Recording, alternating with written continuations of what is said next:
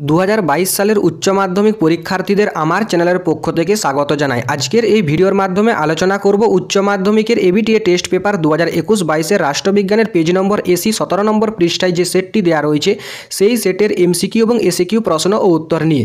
ইতিপূর্বে ABTA test পেপারের রাষ্ট্রবিজ্ঞানের আগের সেটের এমসিকিউ এবং এসিকিউ প্রশ্ন ও উত্তর নিয়ে আলোচনা করেছি। তোমরা যদি সেই সমাধানের ভিডিওটি না দেখে থাকো তাহলে এই ভিডিওর ডেসক্রিপশন বক্সে তার লিঙ্ক দিয়ে দেবো, সেখান থেকে সরাসরি সেই সমাধানের ভিডিওটি দেখে নেবে।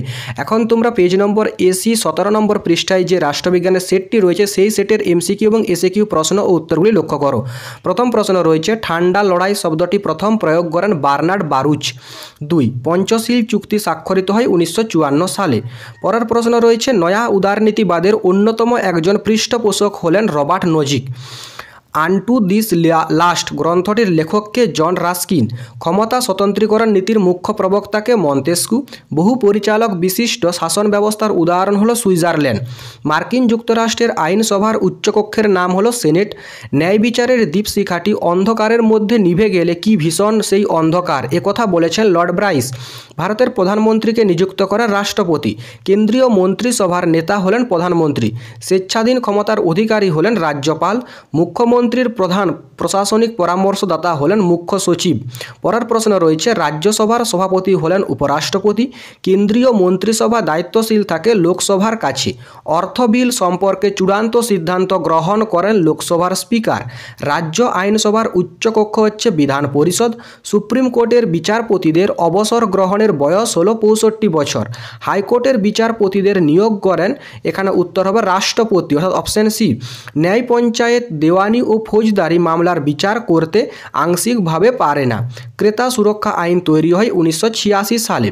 পশ্চিমবঙ্গে পঞ্চায়েত আইন প্রণীত হয় কত সালে? না 1973 সালে। পরের প্রশ্ন রয়েছে, গ্রাম পঞ্চায়েতের প্রথম সভা আহ্বান করেন বিডিও। গ্রাম সংসদের সভা অনুষ্ঠিত হয় বছরে 2 বার। জেলার প্রধান রাজনৈতিক প্রশাসক হলেন জেলা শাসক। এরপর তোমরা এসএকিউ প্রশ্ন উত্তরগুলি লক্ষ্য করো।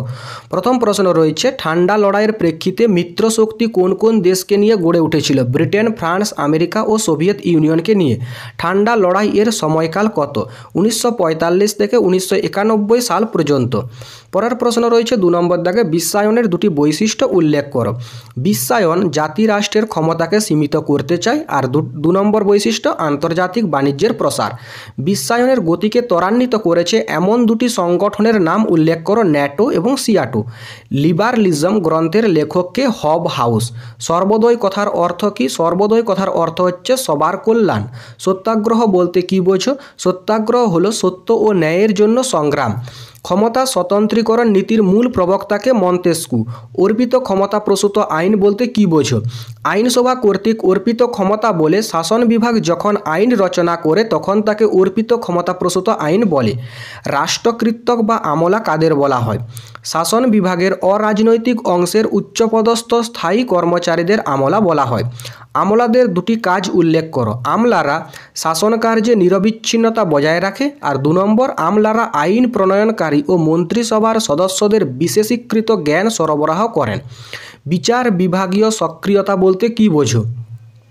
বিচার বিভাগীয় সক্রিয়তা বলতে আদালতের সেই ভূমিকাকে বোঝায় যা আইন বিভাগ ও শাসন বিভাগের কর্মক্ষেত্রের ওপর বিচার বিভাগের প্রাধান্য বিস্তারকে সূচিত করে।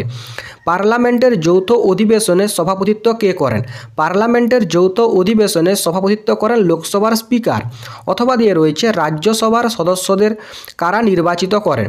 সংশ্লিষ্ট রাজ্যের বিধানসভার নির্বাচিত সদস্যগণ রাজ্যসভার সদস্যদের নির্বাচিত করেন। ভারতের রাষ্ট্রপতিকে কিভাবে অপসারণ করা যায়? ভারতের রাষ্ট্রপতিকে ইমপিচমেন্ট পদ্ধতির মাধ্যমে পার্লামেন্টের 2/3 সদস্যের সম্মতির ভিত্তিতে অপসারণ করা যায়।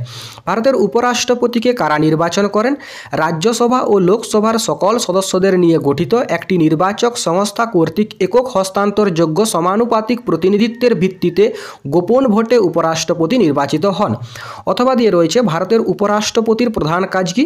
ভারতের উপরাষ্ট্রপতির প্রধান কাজ রাজ্যসভায় সভাপতিত্ব করা। রাজ্য বিধানসভার সদস্য হওয়ার ন্যূনতম বয়স কত? 25 বছর। ভারতের হাইকোর্টের বিচারপতি পদ প্রার্থীর দুটি যোগ্যতা উল্লেখ করো। ভারতের নাগরিক হতে হবে। আর 2 অন্তত 10 বছরে কোনো হাইকোর্টের অ্যাডভোকেট হিসেবে কাজের অভিজ্ঞতা থাকতে হবে। পরের প্রশ্ন রয়েছে অথবা দিয়ে, সুপ্রিম কোর্ট জারি করতে পারে এমন দুটি লেখ উল্লেখ করো। 1 নম্বর হবে বন্দি প্রত্যক্ষীকরণ আর 2 হচ্ছে পরমাদেশ। ভারতের কোন কোন আদালত নাগরিকদের মৌলিক অধিকার ভঙ্গের বিচার করতে পারে? সুপ্রিম কোর্ট এবং হাইকোর্ট। গ্রামীণ স্বায়ত্তশাসন ব্যবস্থার সর্বোচ্চ ও সর্বনিম্ন ধাপ কি? সর্বোচ্চ ধাপ হলো জেলা পরিষদ এবং সর্বনিম্ন ধাপ হলো গ্রাম পঞ্চায়েত। অথবা দিয়ে রয়েছে পঞ্চায়েত সমিতির কার্যনির্বাহী আধিকারিক কি? ব্লক উন্নয়ন আধিকারিক। কাউন্সিল পদে নিয়োগ হওয়ার জন্য প্রার্থীর বয়স কত হওয়া উচিত? 21 বছর।